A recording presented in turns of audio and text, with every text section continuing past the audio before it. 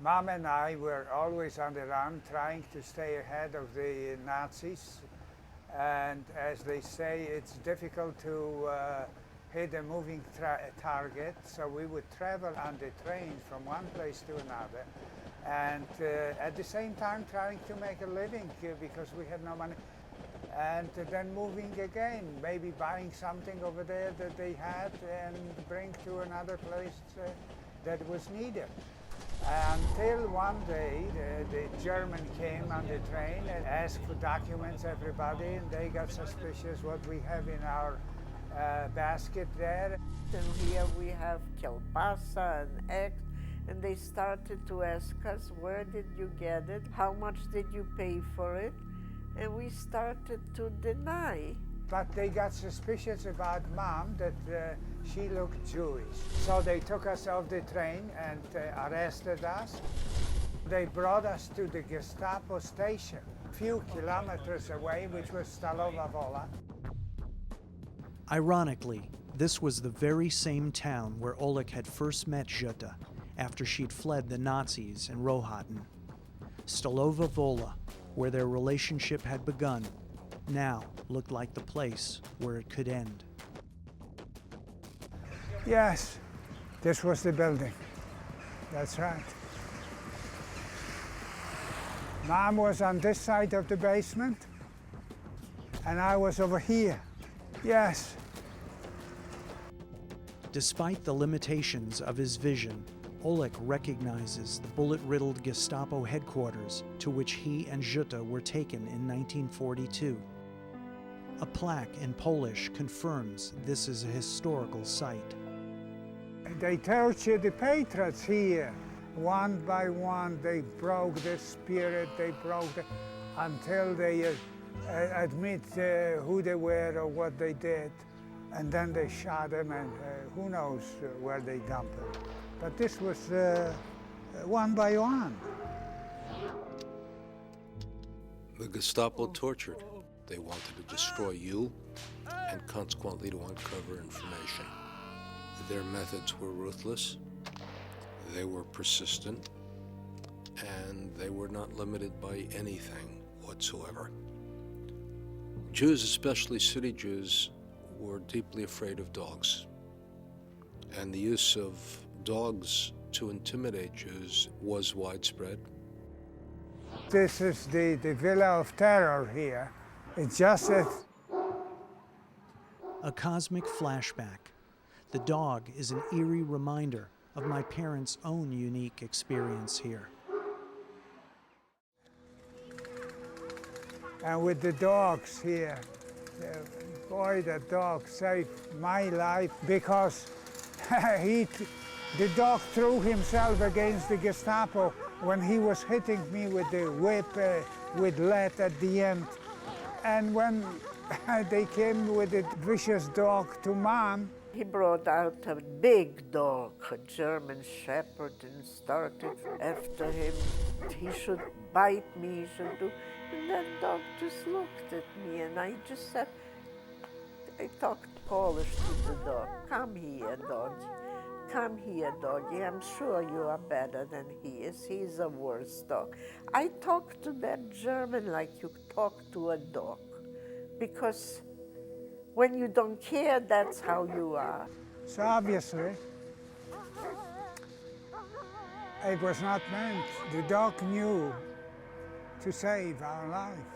After a certain point, Martin, I was not that scared because I didn't know if anybody of my family survived, if there is a place to go.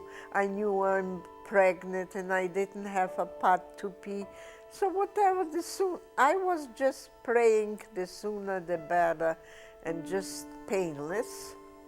I wanted to die. Haven't you heard that some people at certain situations want to go? They couldn't get any confession, and they got frustrated, and they said, the hell with him, take him to the woods and shoot him.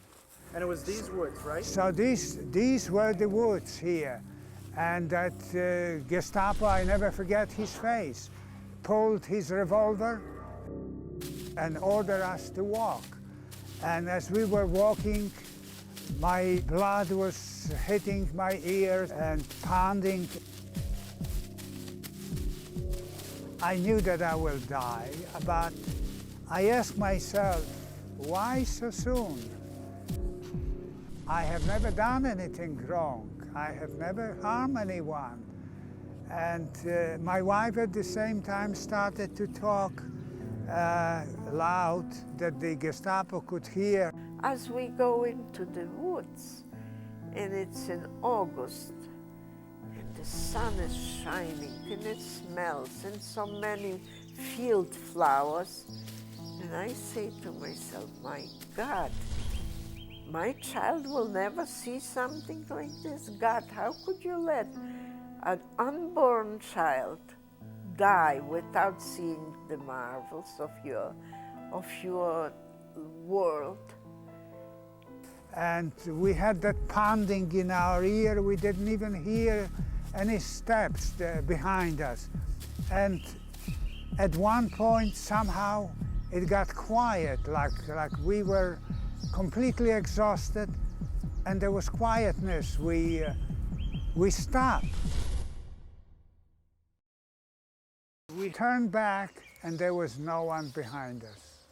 So we continued walking, being afraid that maybe some trap was set for us.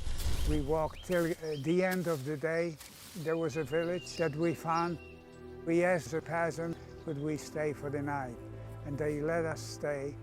And early in the morning, we left to continue our journey from one place to another, from one train to another train.